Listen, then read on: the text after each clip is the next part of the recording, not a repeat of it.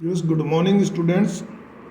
आज आपको class 10th की गोल्डन वेज बुक के लेसन नंबर 3 की स्टडी करेंगे अपन। लेसन नंबर 2 आपका इस साल कोर्स से हट गया है, तो उसको पढ़ने की ज़रूरत नहीं है। लेसन नंबर 3 है पॉजिटिव हेल्थ। तो थोड़ा सा ये हार्ड लेसन है, बोरियत है, थोड़ा ध्यान से इसको पढ़ना। लेसन स्टार्ट करने से पहले मैं आपको फिर एक बार याद दिला दूं कि आपको जो छोटे क्वेश्चन है 30 to 40 वर्ड्स में लिखने वाले जो सेंटेंसेस हैं, क्वेश्चंस हैं, उनमें आपको क्वेश्चंस में ही आधे से ज़्यादा आंसर मिल सकता है। केवल आपको करना क्या है, क्वेश्चन में से WH वाले जो वर्ड्स हैं when, where, why, who, how, ये और डू, डज, डिड, इनको हटाना है। तो WH वाले वर्ड्स और डू, डज, डिड इनको आप हटा देंगे। बाकी के जो बचते हैं वर्ड्स, उनमें से ज़्यादातर वर्ड्स आपको आंसर बनाने के काम में आ सकते हैं। दूसरा, और हम जो आपको पढ़ा रहे हैं उसमें आपको किसी प्रकार की ग्रामर की ज़रूरत नहीं पड़ेगी, किसी प्रकार के कोई टेंस के यूज़ करने की ज़रूरत नहीं पड़ेगी। बिल्कुल शॉर्टकट मेथड से आप उस क्वेश्चन के आंसर आसानी से दे सकेंगे। अगर क्वेश्चन में डू है तो आपको वर्ब में कोई चेंज नहीं करना है। अगर डज, क्वेश्चन में डज है तो आपको क्वेश्चन में जो वर्ब आ रही है, सब्जेक्ट के बाद जो वर्ब आती है उसमें एस या ईएस लगाना। किसका? डज से लेकर के डू में कोई चेंज नहीं करना। डज का जो है एस या ईएस हटा के और वर्ब के आंसर के वर्ब में आपको जोड़ना है। और अगर क्वेश्चन में डिड है तो डिड है तो आपको वर्ब की कौन सी फॉर्म लगानी है? Second form.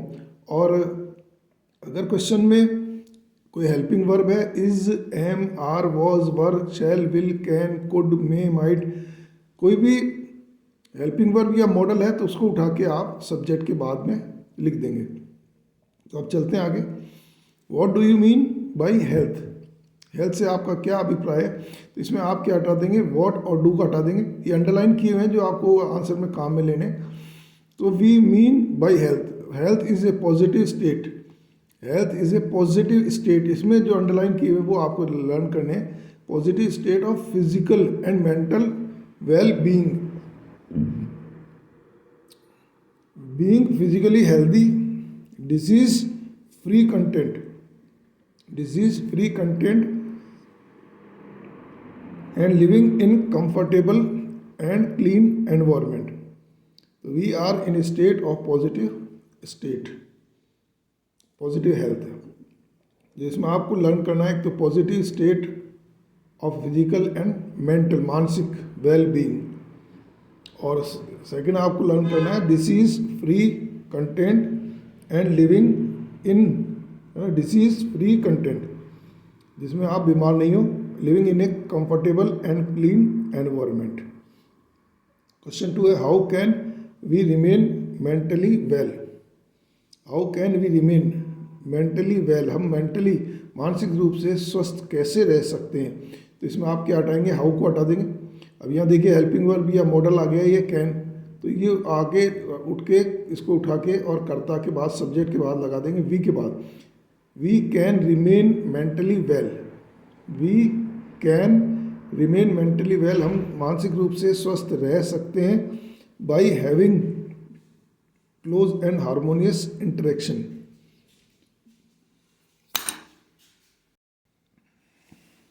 Question 2, how can we remain mentally well, हम मानसिक रूप से स्वस्थ कैसे रह सकते हैं? इसमें हाउ हट जाएगा। We can remain mentally well by having close and harmonious interaction with family members. तो हम अपने परिवार वालों के साथ में कैसे रहें? By having close and harmonious interaction, और प्रेम पूर्वक उनसे बातचीत करें, उनके नज़दीक रहें, फैमिली मेम्बर से, नेबर्स पड़ोसियों से, और फ्रेंड्स से, यानी किसी से लड़ाई झगड़े नहीं करें। Better communication and close social relation system also help us, तो हेल्प अस लर्न करना है आपको। Help us enjoy good mental health.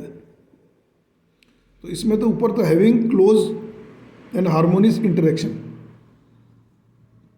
With तो फैमिली मेम्बर्स आ गया, नेबर्स पड़ोसी आ गए, और फ्रेंड्स आ गए, रिलेटिव्स भी कर सकते हो आप।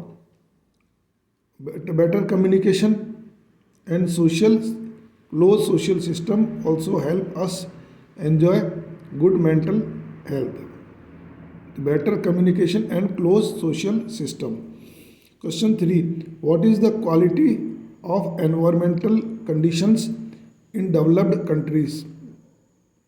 तो जो विकसित कंट्रीज़ हैं उनके अंदर क्या क्या क्वालिटीज़ हैं वहाँ के एनवायरमेंटल कंडीशंस में, वातावरण की दशाएं कैसी है। तो बहुत अच्छी है, लेकिन कोरोना में सब पोल खुल गई नहीं।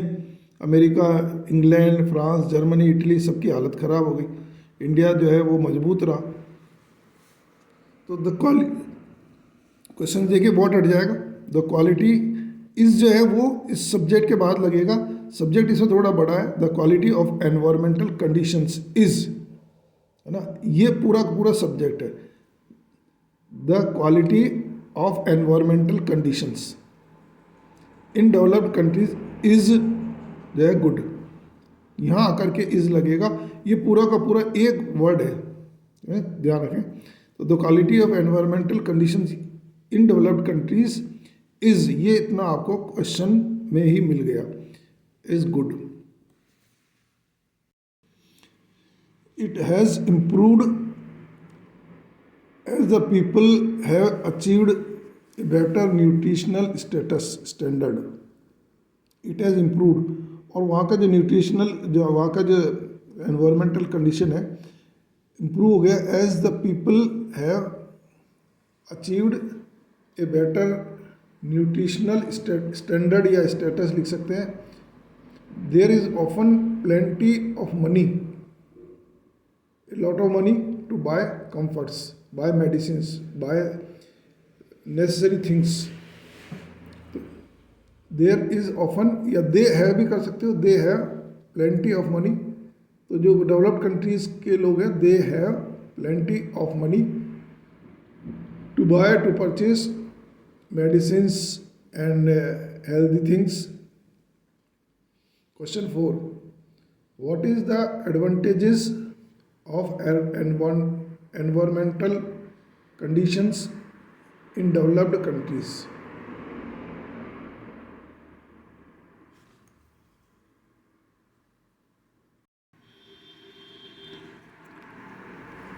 What is the advantages? Advantages means फायदे of environmental condition in developed countries. तो वहाँ का जो वातावरण की जो दशाएं हैं उनमें क्या क्या फ़ायदे हैं। विकसित देश जो है, अमीर देश, अमेरिका, इंग्लैंड जैसे, तो there are many advantages. Many याद कर लीजिए आप, जो अंडरलाइन किए हुए हैं। There are many advantages of environmental conditions in developed countries. क्या क्या है? The people can eat, the people can eat well, live and well, live well, eat या ये eat and live well and enjoy better physical health due to better medical facilities, better income and cleanliness. तो वहाँ फायदे क्या क्या हैं? एक तो they can eat and live well, अच्छा खा सकते हैं, अच्छे तरीके से रह सकते हैं। Can eat and live well and can enjoy, तो ईट की ईट वर्ड याद कर लीजिए, लिव याद कर लीजिए, एंजॉय याद कर लीजिए। Enjoy better physical health, physical और मेंटल भी कर सकते हैं, फिजिकल एंड मेंटल, मानसिक भी और शारीरिक, क्योंकि पैसा खूब है। गरीब जो होगा वो बेचारा क्या करेगा? Due to better medical facilities, better income and cleanliness, और साफ सुथरा भी, स्वच्छता भी है वहाँ। तो ये याद हो गया होगा आपको। They can eat, live, enjoy and better medical facilities, better medical facilities, better income and better cleanliness, तीनों में बेटर लगा सकते हैं। Question 5, how can the infectious यानी जो बीमारियां संक्रमण से, छूने से जो फैलती है। How can the infectious diseases B treated properly. तो जो ये कोरोना भी एक तरीके से इन्फेक्शियस ही था, संक्रमण वाला ही रोग था। The infectious diseases can be treated properly. तो ये आपको इतना आंसर जो है वो क्वेश्चन में मिल जाता है। कैन जो है वो उठ करके हाउ हट जाएगा, कैन हेल्पिंग वर्ब या मॉडल है, तो the infectious diseases can be treated properly by vaccination. Vaccination में टीके, बाय वैक्सीनेशन एंड इम्यूनाइजेशन। तो ये वैक्सीनेशन लगता है, उससे इम्यूनाइजेशन बढ़ता है, अपनी प्रतिरक्षा जो है वो मजबूत होती है। फ्रॉम द बर्थ टाइम, बचपन में ये टीके लग जाते हैं। अब तो खैर कोरोना का तो बाद में लगता है। तो by vaccination and immunization, immunization की स्पेलिंग देख लेना, EIMMUNI, फिर JZATION, TION तो लगता ही है ना। इम्यून से ये इम्यूनाइजेशन बना है। From the birth time, clean environment, cleanliness का भी यूज़ कर सकते हैं, ऊपर आया था cleanliness, and good food, nutritious food भी कर सकते हैं, पौष्टिक food also help us fight them easily. तो रोगों से लड़ने की जो क्षमता है वो भी किससे बढ़ती है, क्लीन एनवायरनमेंट से और गुड फूड से। Question 6, what is the attitude of doctors towards better health and developed countries।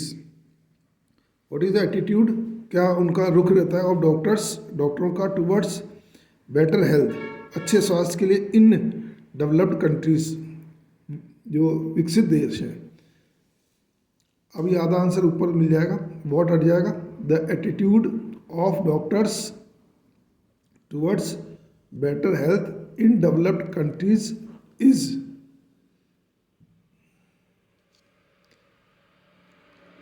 यहाँ पर लगेगा। ये सब्जेक्ट यहाँ से लेकर के और यहाँ तक है, ये पूरा एक ही चीज़ है। एटीट्यूड कैसा है, रुख कैसा है, किनका, जो डॉक्टर हैं जो कि हेल्थ के प्रति विकसित देशों में हैं, उनका रुख is that they attribute better health. तो अच्छे हेल्थ के लिए largely to the improved medical facilities available there. तो वहाँ पर जो है अच्छे हेल्थ के लिए और largely to the improved medical facilities available there, इसलिए वो डॉक्टर को भी वहाँ सुविधा रहती है। What is the disadvantages of decline of human values in developed countries. तो व्हाट इज द डिसएडवांटेजेस, नुकसान क्या क्या है, डिसएडवांटेज मीन्स नुकसान, of decline of human values. तो मानवीय जो वैल्यू, मूल्य है वो कम हो रहे हैं इन डेवलप्ड कंट्रीज। अमीर देश जो है, विकसित देश हैं, वहाँ पर क्या है, स्वार्थपना ज़्यादा आ गया और मानवीय मूल्य जो है, ह्यूमन जो चीज़ें हैं वो धीरे धीरे कम होती जा रही हैं। तो वो क्या क्या चीज़ें हैं, उनके क्या क्या नुकसान हैं। विकसित देशों में क्या, केवल पैसा पैसा पैसा, दिखावा, फैशन, ये चीज़ें रह गई, तो उससे मानसिक कमजोरियां बनती हैं।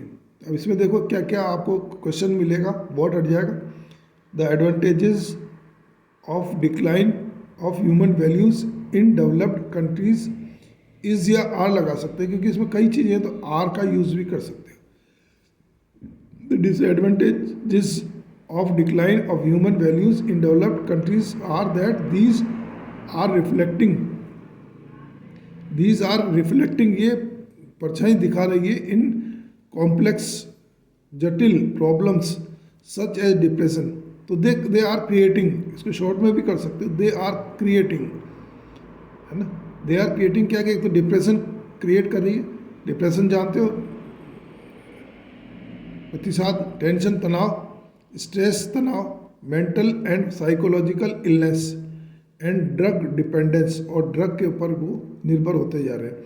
तो ये जो चीज़ें हैं, they are creating, they are making, क्या क्या, दे आर इंक्रीजिंग भी कर सकते, they are increasing depression, tension, stress, mental and psychological illness, मानसिक और साइकोलॉजिकल मनोवैज्ञानिक illness and drug dependence. Question 8, how do people in the developing countries based their resources. How do people in the developing countries, विकसित देशों में जो है, based their resources, वो अपने साधन को किस तरीके से बेस्ड है। People in the developing countries waste कर रहे हैं, ये बेस नहीं है, वेस्ट है, वेस्ट देयर रिसोर्सेज। तो इतना आंसर आपको क्वेश्चन में है, people in the developing countries waste their resources that they are trying to achieve the same level of physical health as that enjoyed in developed countries. तो जो developing countries है, जो विकासशील देश हैं, जो विकसित की ओर बढ़ रहे, जैसे इंडिया है, श्रीलंका है, तो ये देश जो हैं वो डेवलपिंग कंट्रीज हैं। तो ये क्या वेस्ट कर रहे हैं, that they are trying to achieve the same level, उसी लेवल पर आना चाह रहे हैं, कौन से वाले पर, डेवलप्ड कंट्रीज वाले पर, same level of physical health as that enjoyed by developed countries. तो जो विकसित देश हैं उनकी बराबरी करना चाह रहे हैं। तो आपको ये क्वेश्चन लर्न हो रहे होंगे, इनको 2-3 बार आप रिपीट कीजिए, और नेक्स्ट वीडियो में मैं इससे भी इजी करके आपको बहुत ही इजी बना दूंगा, जिससे आपको लर्न करने में और भी आसानी होगी। जो इंटेलिजेंट स्टूडेंट है वो एज इट इज़ याद कर सकते हैं, जो थोड़ा सा कमज़ोर स्टूडेंट हैं वो थोड़ा उनको और इजी मैटर बना करके देंगे।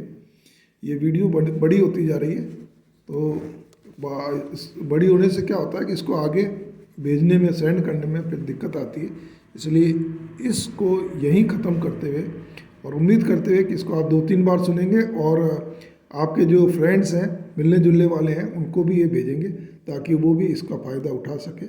Thank you very much.